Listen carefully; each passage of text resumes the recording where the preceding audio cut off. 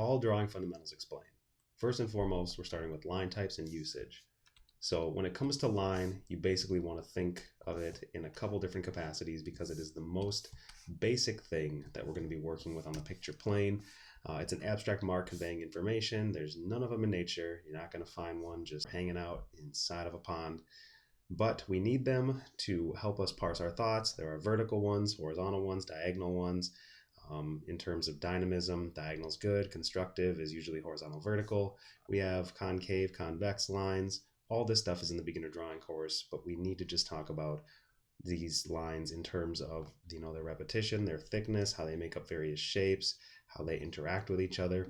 And every line you're making is basically a statement on the picture plane, so you want to design them very well, and that's something you'll learn with your artistic development overall.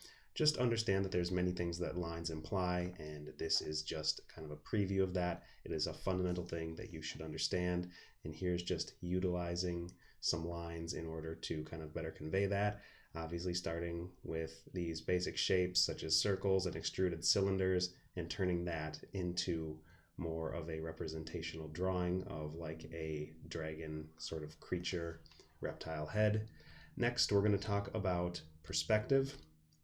Now, perspective is really integral once you start to understand some of the things that lines imply and how to use line and how to create lines.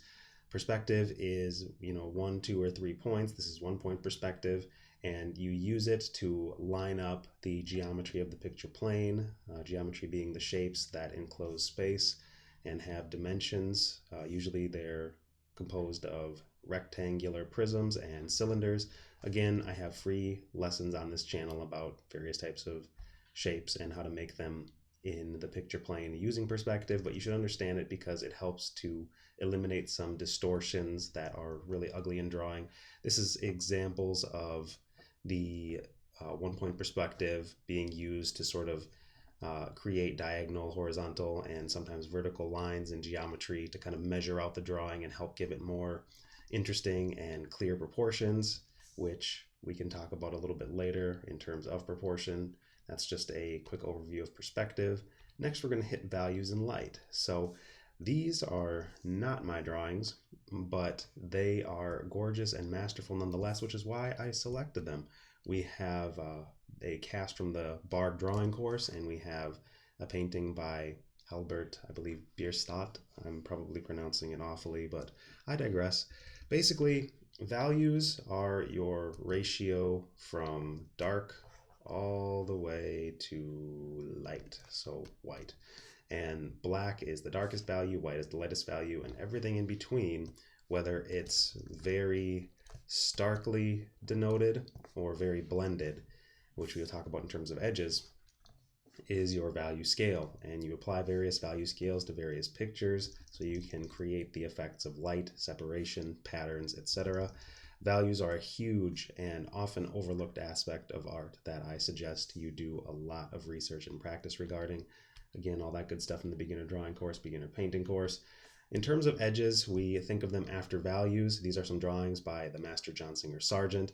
Sargent was a master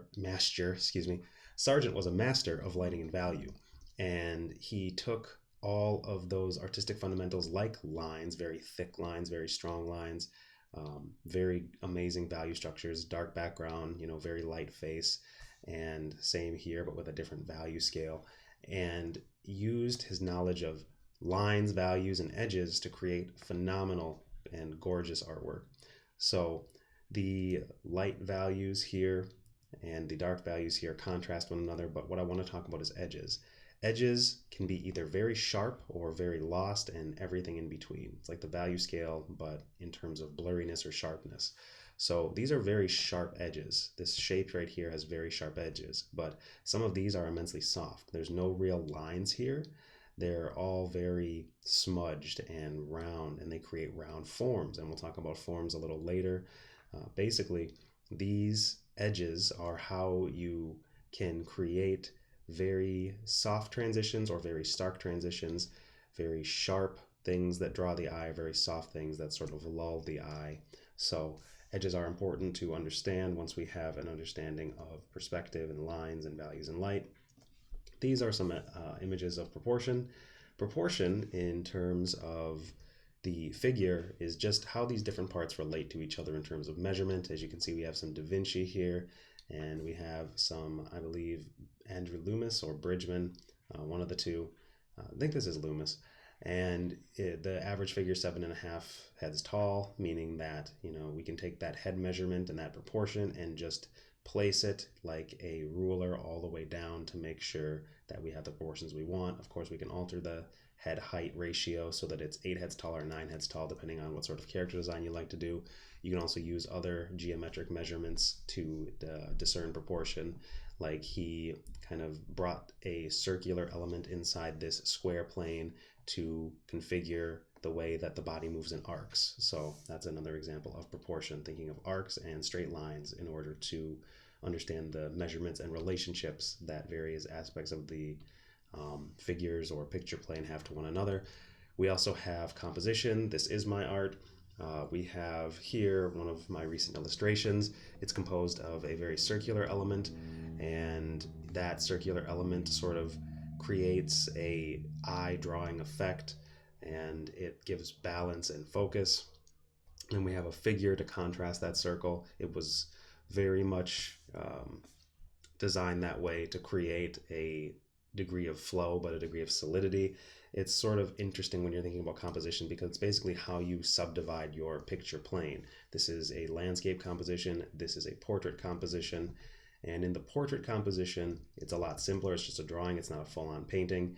But we have all these noisy lines which gradually become more designed and more dense as we enter this realm. And then we have a face which we recognize. So it's composing all these shapes and elements in a way that makes sense to the viewer, in a way that creates a certain flow or narrative. Composition is an amazing subject and differs greatly in terms of what type of message you're trying to convey, what type of art you're trying to do. But there are always fundamentals regarding it, using shape, using, you know, areas of focus, focal points, areas that don't matter and fall back, etc. Next, we'll talk about construction. And construction, this is Andrew Loomis and Bridgman. So I just grabbed these off of Google. Bridgman has phenomenal construction. As you can see here, all these pieces broken down into their most simplistic forms, when in fact these are intense and complex anatomical structures, but he's turning them into basic shapes that interlock like some sort of action figure. It's great construction. Then we have Andrew Loomis, who has a process of constructing the face from A to B here, or rather A to D since it's 4 steps. And we have all of these various marks and lines and demarcations to help us know where to place these features, how to construct them, in other words, which gives us a finished drawing at the end. So construction is really important, which brings us to our next point, which is process. This is a process that I utilized in order to create a piece of concept art, and this process is fairly straightforward. You basically have your rough idea, which is very gestural. I go over this idea with a sketch, which is still gestural, but the shapes are a little more in place. The ideas are a little clearer. It's far less vague, but it's still vague. And then we go into the tone, which is the backdrop of everything, which creates a silhouette to make sure that this is working without all of that detail and all those lines and contours. We want to make sure this big shape is solid. And then we go into the details, which actually are designed. Unlike this is just very roughly sketched in, whereas these are design details mixed with the tone so that we have that value contrast as we talked about earlier, using, you know, not a ton of contrast, but just enough to get these parts to separate out. So you have the rough idea, the sketch, the tone behind the sketch, as well as stark details added, much like Sargent used that very heavy pencil to create all those strong marks. And then we have our final here. Then we have form in the way of an egg and in the way of the Asaro head. All amazing tools to use and understand for art. Highly recommend you study these things for a long time because a lot of the fundamental principles apply here. We talk about lighting, we talk about values, you know, this area being very dark, this area being very light. We have surface planes being broken up so that we can see just how light falls across them in a more mathematical and measured way. This form obviously is meant to represent a head, whereas this is one of the most rounded and simplistic forms of nature. It is nature's own way of packing the various contents into a pretty much mathematically perfect shape, but it also holds form very nicely in that you can see this terminator right here where the light and shadow start to intermingle, and then it goes into the shadow side, and then you can see the light side here, which is very light. If I were to take and adjust the contrast on this, you can see that it becomes a little too blown out. We can lower the brightness and the contrast to play with some of these effects. We're essentially changing the value structure here, even though the lighting scenario is remaining the same. This is immensely blown out. I wouldn't recommend going this white hot in most cases. It's something that you'd probably knock down to like that level, because we still understand that this is the light side, this is the shadow side, and this is where they intermingle at the terminator.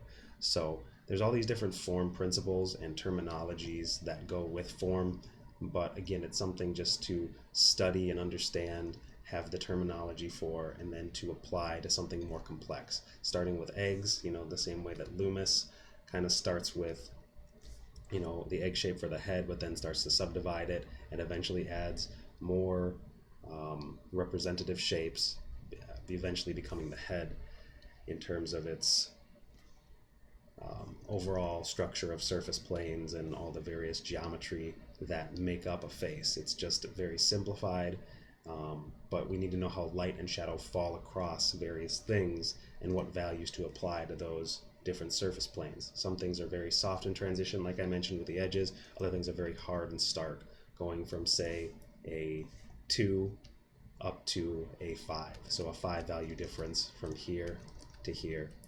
And that is how you understand form, is through values and lighting. Lastly, we talked a little bit about, proportion, but proportion also needs to apply to anatomy. We have some Google definition of anatomy here, as well as a Leonardo da Vinci sketch where he was actually deconstructing cadavers and drawing the vascular system and things to really get an understanding of anatomy that most artists will never have, including myself. I have no desire to dissect cadavers to understand what is going on beneath the flesh, but regardless, anatomy in and of itself is very useful because it gives us terminology and ways of understanding each and every part that makes up whatever we're trying to draw, whether it is a sewing machine or a person.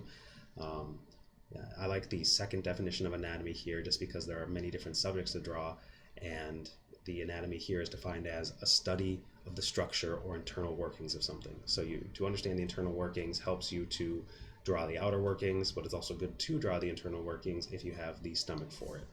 I think that's pretty much it in terms of the main things you would need to study in order to have a more fulsome technical expression. Of course, I have many of these subjects covered far greater in terms of the depth and assignments and lessons in my beginner drawing course or the Art Maxion bundle, but I really just wanted to give you a Nexus video you could return to think of all the drawing fundamentals and how you can have an overview of them, how you can just get the first term in your head and then build out your information from there. Because without having the main sort of overarching principle or fundamental, you never get into some of the other subcategories that tend to show up, like edges having soft or lost or fine edges, stuff like that.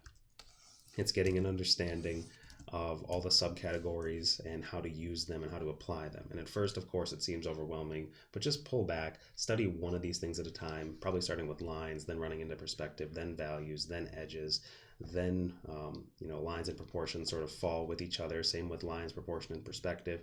You'll see that all these things intermix and intermingle to create a process for you wherein you can have the strongest sort of way of approaching something that gives you the best possible result and takes you through a journey of steps that allows you to create at levels that prior to developing your process you weren't really able to create at. But I just want to say thank you for watching this video. I hope this explanation, even though it was a very brief and general overview, was helpful for you. You just really need to have a Nexus video and a nexus to think about these terms. I've put all of them in the description box, And I also encourage you to check out some of the other videos on the channel wherein we go into more applications, more demonstrations that will give you the prowess you need to start expressing yourself. Drawing can be learned, drawing can be taught. Talent is not everything. In fact, it is a small part of the equation in most cases. It's just about understanding stuff like this and then applying yourself conscientiously with goals in mind so that you have clarity and so that you have consistency, and then you get the results you desire. Thank you. You can check out thebeginnerdrawingcourse.com. Feel free to like, subscribe, share, and I will be creating more videos so that you can keep ascending in your artistic potential. I'll see you later, and happy drawing.